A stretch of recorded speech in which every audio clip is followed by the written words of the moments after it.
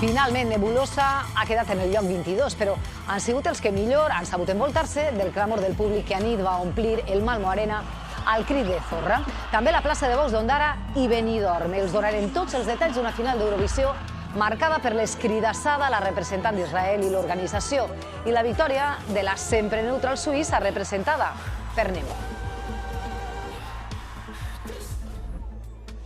Resaca Eurovisiva així a Malmo i una injusta posició 22 d'Espanya per les que van viure ixa actuació dins del Malmo Arena. Nebulosa van ser magnètics, l'estadi sencer els va acompanyar, però no els vots. Eurovisió viatja finalment l'any que ve cap a Suïssa, deixant enrere una de les edicions més complicades, amb expulsions, protestes i una tensió que anava més enllà de la música. Estoy en un buen momento. Solo era cuestión de tiempo.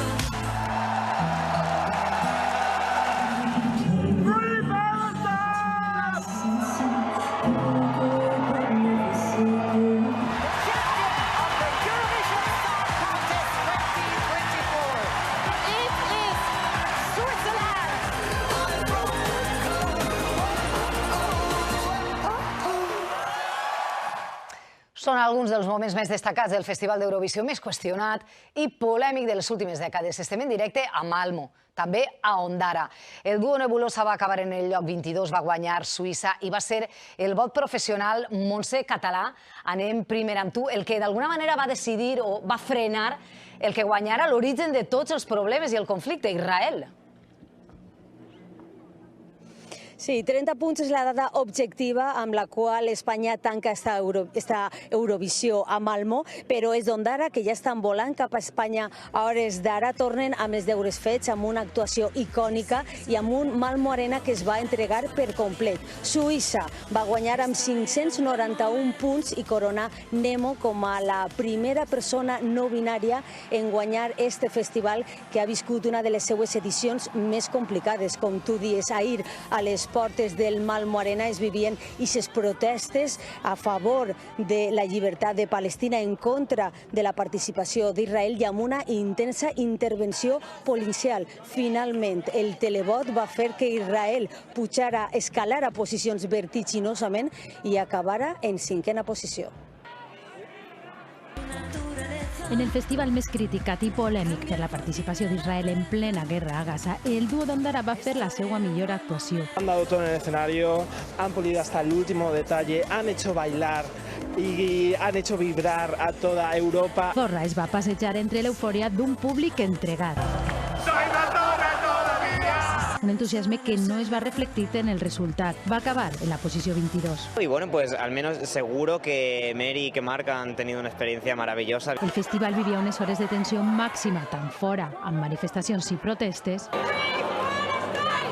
com dins durant l'actuació d'Israel, que era xiulada en el moment que Martin Osterdahl, responsable del festival, donava inici a la votació.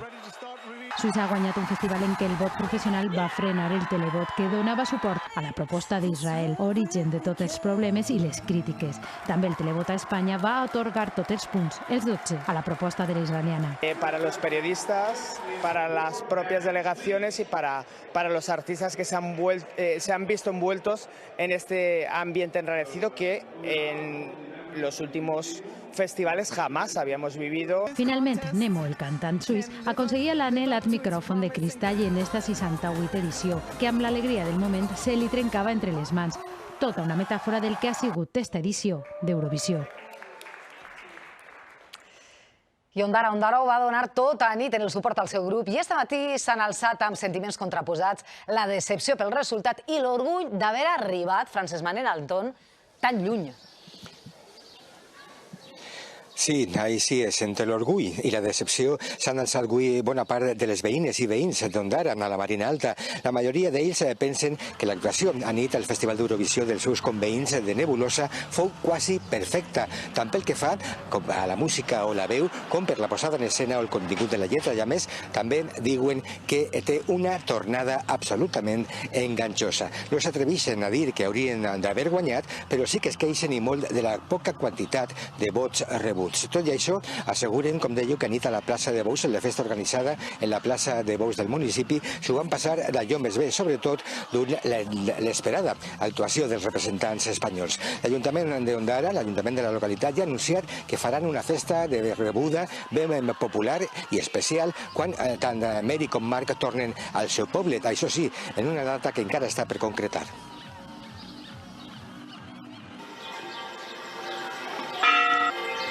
Avui és diumenge de Comunions Ondara, que desperta amb la ressaca del Festival d'Eurovisió. Poquet punts per a lo que va ser, perquè és un gran espectacle el que va donar. Un poc decepcionat, però bé. I uns cracs en la música de fa molts anys. Ho van fer molt, molt bé. La plaça de Bous en la vida l'han vista vibrar com vibrava nit. I és que la festa de la nit va ser impressionant. Per a la majoria, Mary i Marc ja havien guanyat. A mi em dona igual si guanya, a mi he guanyat. Sorra! Doy parra! Doy pa més! En això ells poden estar ben contents i ben orgullosos. També així xiulits en el moment de l'actuació d'Israel. Plaça de Bous d'Ondara a rebentar i la comarca de la Marina Alta entregada al 100% a Zorra. Lo más de lo más de lo más. Visca Ondara i visca Marc i visca Mary. Ondara 3, Verger 0. ¡Qué maravilla! ¡Súper bé! Buah, de categoria internacional. Jo sóc amiga de Mary i estic molt emocionada. Decebuts pel lloc 22 de 26? No massa, pot ser una miqueta. Decepció. Un poquet, però dona igual. Visca Ondara, visca Nebulosa i visca